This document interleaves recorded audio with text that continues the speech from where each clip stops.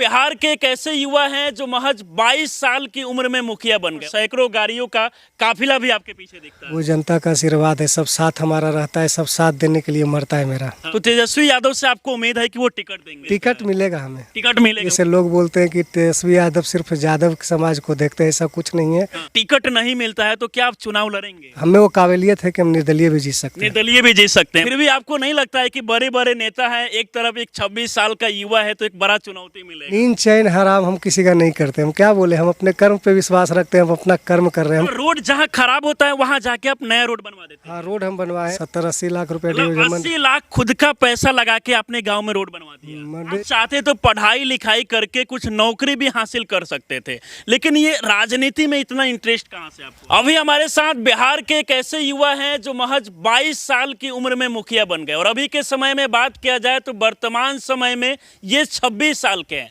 भले इनको आपने सोशल मीडिया पर बहुत कम देखा होगा, लेकिन ये ग्राउंड पर काफ़ी एक्टिव रहते हैं। बात किया जाए तो गांव में जो भी समस्या होता है, चाहे वो सड़क नहीं हो, रातों रात जाके ये गांव में अपने विधानसभा में सड़क बनवा देते हैं। और इसके साथ साथ जो भी ज़रूरतमंद लोग होते हैं, जिनको मदद की ज़रूरत होती है, ये दिन रात जाके लोगों का मदद करते हैं। बाकी इनके बारे में बात किया जाए तो इनके विधानसभा, इनके पंचायत के लोग जो है इनको छोटू मुखिया कहते हैं, लेकिन पूरा नाम जो है रविरंजन कुमार सिंह हुआ। अभी के बारे में बात किया जाए तो अपने विधानसभा क्षेत्र से जो है ये चुनावी मैदान में उतर रहे हैं। बाकी हमारे साथ जुड़े हैं, सबसे पहले बहुत बहुत स्वागत है आपका।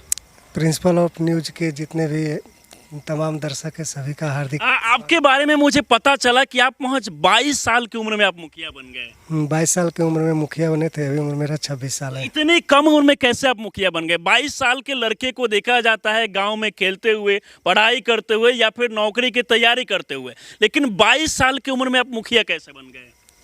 5 साल की उम्र में लोग आज सोशल मीडिया पर वायरल है, तो हम तो 22 साल के तो अपने समाज के लिए खड़े नहीं हो सकते। हाँ, तो मतलब 22 साल की उम्र में आप मुखिया बन के नालंदा में पहला ऐसा युवा है जो 22 साल की उम्र में मुखिया बने। अच्छा, ये बताइए कि आखिरकार देखा जाए मुखिया बनना आसान नहीं होता है।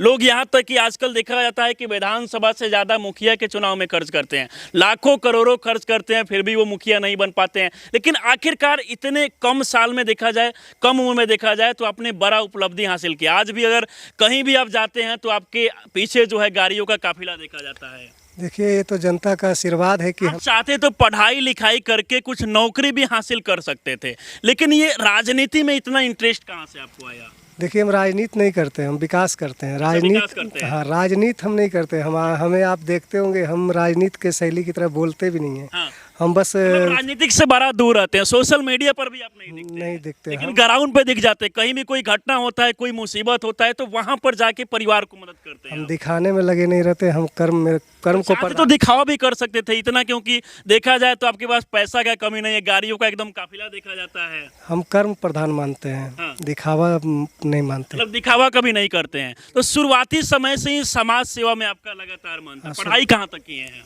पढ़ाई हम बीए तक किए। बीए तक पढ़ाई किए हैं, और उसके बाद में मतलब अभी के समय, वर्तमान समय में आप मुखिया भी हैं? जी, मुखिया। और इसके साथ साथ सुनने में आ रहा है कि ये कौन सा विधानसभा आपका हुआ? ये अस्थामा विधानसभा। अस्थामा विधानसभा से आप चुनावी मैदान में भी उतरने जा रहे हैं। उतर जनता का आशीर्वाद से उतर। कितना चुनौती मिलने वाला? आपके सामने जो विपक्षी जो पार्टी है वो एनडीए से मतलब प्रत्याशी है, और पिछले 20 साल से वो सत्ता में है। कितना चुनौती मिलने वाला आपको? हमारे लिए कोई चुनौती नहीं है। हाँ। हमारे लिए ये कोई चुनौती नहीं है। हमें पता है जनता के आशीर्वाद से कोई चुनौती मेरे आगे है ही नहीं। तो आपको चुनौती नहीं लगता है? नहीं लगता है कि पहले से हमारा कोई, क्या आपके पिताजी, आपके घर परिवार के लोग पहले से राजनीतिक से जुड़े हैं? नहीं, राजनीति कोई नहीं जुड़े। मेरे घर में कोई राजनीति, फिर भी राजनीतिक बैकग्राउंड नहीं है, फिर भी आपको नहीं लगता है कि बड़े बड़े नेता हैं, एक तरफ एक 26 साल का युवा है, तो एक बड़ा चुनौती मिलेगा? देखिए, कितना बार बोले, पहनावा और उम्र काम नहीं करता। हाँ। काम करता है आपका व्यवहार और आपका काम करने का जो होता है। हाँ। आप कितना जनता के लिए खड़ी रहते हैं। हाँ। जनता आप पे कितना विश्वास करती है। हाँ। ये होता है। जनता के लिए अगर जरूरत पड़े, मान लीजिए रात दिन, सुना जाता है कि देखा जाता है कि चुनाव के समय नेता लोग बड़ा गांव में जाते हैं, अपने विधानसभा में जाके लोगों से मिलते हैं कि मतलब चुनाव के समय वो वोट देंगे, लेकिन चुनाव के अलावा बाकी समय भी आपको देखा जाता है कि अपने विधानसभा क्षेत्र के अलावा बाकी जगह का भी लोग मदद करते हैं। हर जगह मदद करते हैं। चुनाव के आज से 2-3 साल पहले बोलने का तो नहीं है देखिए, लेकिन 2-3-4 साल पहले से हम हर जगह, आप भी हमें मिले थे एक बार, यहीं नारो मुरार में आप मिले थे हमको। अच्छा। शहीद चंदन हमारे जो वीरगति को प्राप्त हुए थे, हम वहाँ भी खड़े थे उनके माता पिता के साथ, उनका बेटा बनकर। मतलब जहाँ भी जरूरत पड़ता है, जहाँ 50,000, लाख, 2 लाख, 3 लाख जितना देना हो, मदद करना हो, जितना जरूरत होता है उतना आप मदद करते हैं हमेशा। जो ज़रूरत होता है, मतलब जहाँ देखते हैं वास्तविक में लाचार होते हैं, वहाँ जनता का साथ खड़ा रहते हैं हर चीज़ में, अभी से जिस तरीके सब कुछ से। इससे पहले आप मुखिया लगातार रहे, लेकिन जैसे ही पता चला कि आप यहाँ से विधानसभा के चुनाव में जो है मतलब चुनावी मैदान में उतर रहे हैं, उसके बाद सामने वाले जो पहले से जो विधायक है उनका तो नींद चैन सब कुछ हराम हो गया है कि भाई एक लड़का आ गया है, एक युवा आ गया है। अब नींद चैन हराम हम किसी का नहीं करते, हम क्या बोले, हम अपने कर्म पे विश्वास रखते हैं, हम अपना कर्म कर रहे हैं, हम किसी का नींद हराम करने के लिए नहीं आए, हम अपने लक्ष्य के लिए आए हैं। अगर आप सत्ता में आते हैं तो क्या कुछ अलग करेंगे यहाँ के लिए? सबसे देखिए बड़ी मुद्दा है कि हम चाहते हैं, देखिए हम पंचायत का भी मुखिया बने थे तो हम मतलब यातायात में कोई दिक्कत नहीं था कि मतलब कहीं से रोड से जा रहे हैं तो मतलब टूटा फूटा रोड है, जहाँ 2 मिनट का रास्ता है वहाँ 10 मिनट में पहुँचना, ये हम सुधार दिए थे और आज जाके देख सकते हैं सुधरा हुआ है। मतलब रोड जहाँ खराब होता है वहाँ जाके आप नया रोड बनवा देते हैं? हाँ, रोड हम बनवाए हैं। ये भी सुने कि अभी कुछ पैसा खर्च करके एक्स्ट्रा में रोड भी बनवाया जिसका आपको फंड भी नहीं मिला अभी। हाँ, वो तो नहीं। कितना का रोड बनवाया अभी? वो जाके गांव वाले से पूछिए कि कितना का बनवाए। गाँव आप बताइए कितना का रोड बनवाए हुए हैं जो ड्यूज है आपका? 70-80 लाख रुपए। 80 लाख खुद का पैसा लगा के आपने गाँव में रोड बनवा दिया? जैसे होता है ना कि जैसे हमारे यहाँ गाँव में मतलब जब बहुत मतलब एक पूरा 2-3-4 टोला है हमारे गांव में, तो वहाँ बहुत डिफ़िकल्ट होता था, हर लोग को दुआरी पर गाड़ी नहीं पहुंचता था, हर लोग के दरवाज़ा पे गाड़ी नहीं जाता था, साइकिल भी रहता था तो लोग अपने घर से दूर में लगाते थे, मोटरसाइकिल नहीं जाता था। तो हम उस रोड को ज़रूरत सबसे ज़्यादा समझे पंचायत में, तो हम जीतते के साथ ही काम लगा देंगे। जीतते एकदम काम लगा हाँ, काम लगाने के बाद देखिए होता है कि नियमानुसार होता है, कहीं कोई भी काम, मुखिया का काम हो या कोई नियमानुसार अगर चाहिएगा तो फंड आपको पैसा निकलेगा, ऐसे नहीं निकलेगा। तो हम जहाँ तक है कि हम जनता का देखें तो जब पैसा नहीं देखे तो हम लगा दिए। अच्छा, संघर्ष कितना किया यहाँ तक? जैसे कि अभी के समय देखा जा रहा है कि आपका बंगला भी अच्छा खासा है, गाड़ी घोड़ा कुछ का मतलब कमी नहीं है, सब कुछ है। संघर्ष कितना करके यहाँ तक पहुँचे आप? यहाँ तक पहुँचने में सबसे पहले हमारे पिता का सही कर्म के कारण उनके हमें इतना, उनके सही कारण हमको इतना पुण्य प्रताप से हम इतना आगे बढ़ रहे हैं। पिताजी का इसमें काफ़ी सहयोग है? बहुत सहयोग है। अच्छा। बहुत सहयोग है, बहुत ज़्यादा। अच्छा, अभी के समय देखा जाए तो यहाँ बेरोजगारी को लेकर बड़ी समस्या है, शिक्षा को लेकर, रोजगार को लेकर जो एक बड़ी मुद्दा बना, इसको लेकर आप युवा हैं, युवा के तौर पे क्या सोचते हैं आप? शिक्षा में तो देखिए हमारे जहाँ भी देखिए, पंचायत में ही देखिए, हमारे पंचायत में स्कूल है, वहाँ कभी सर्टिफिकेटें गायब कर दिया जाता है, तो कभी हो जाता है बच्चा जा रहा है वहाँ ताला मारा हुआ है, बोला जाता है चाबी वहाँ से ले लो, चाबी वहाँ माननीय से ले लो, वो चीज़ होना नहीं चाहिए। और जब बच्चा का फॉर्म फिलअप करने के लिए जब कुछ ज़रूरी स्कैनिंग का ज़रूरत पड़ा तो वहाँ बच्चा 10 दिन 12 दिन से डोल रहा है, घूम रहा है, जा रहा है, और बार बार भटका के बहटार के चला दिया जाता है। ऐसा शिक्षा में नहीं होना चाहिए। शिक्षा को लेकर यहाँ पे बात किया जाए तो समस्या काफ़ी ज़्यादा है। देखिए, इनके बारे में बात किया जाए तो पैसे का चाहे किसी तरीके का कोई कमी नहीं है, बस ये चाहते हैं कि समाज में एक नया बदलाव लाने के लिए ये कहीं ना कहीं चुनावी मैदान में उतर रहे हैं और एक युवाओं को उम्मीद है कि अगर आप सत्ता में आएंगे तो कुछ बदलेंगे। हमारा प्रखंड में आप देख लीजिए, एक भी कोई शिक्षा के लिए अच्छा मतलब एक भी अच्छा स्कूल नहीं, कहीं भी एक खोज के दिखा दीजिए। हाँ, कुछ भी नहीं है, पढ़ाई नहीं मिलेगा। प्राइवेटे में जाएगा तो फिर सरकारी खोजता है नौकरी क्या, सरकारी, और जाएगा स्कूल कहाँ, प्राइवेट, तो फिर सरकार को हम काहे बनाएंगे भाई, काहे हम सरकार पर विश्वास करेंगे? जब प्राइवेट में हमको पढ़ना है, बाप के कमाई से हमको पढ़ना है, प्राइवेट में पैसा देके, तो हम सरकारी काहे देखेंगे? सरकार को काहे देखेंगे? सरकार का कोई काम क्यों देखेंगे? सरकारी शिक्षा दीजिए, तब मानेंगे कि आपने विकास किया है। ये बताइए कि आप युवा हैं, मतलब आपका विचार क्या है, मतलब कौन से पार्टी से आप चुनाव लड़ने जा रहे हैं, कौन से पार्टी से टिकट मिलने जा रहा है? टिकट के लिए तो हम देखिए इंडिया गठबंधन दरवाजा खटखटा। तेजस्वी यादव, तेजस्वी यादव, मतलब तेजस्वी यादव से देखा गया कि लगातार आप मुलाकात भी करते हैं, मिले भी है तेजस्वी यादव उनका से। विचार हमें बहुत ही अच्छा लगता है। हाँ। बहुत, देखिए युवा है, सबसे बड़ी बात यह है युवा है। और वो लोग कहते हैं कि जंगल राज ये वो, तो अभी क्या लगता है आपको कि अभी मर्डर नहीं होता है?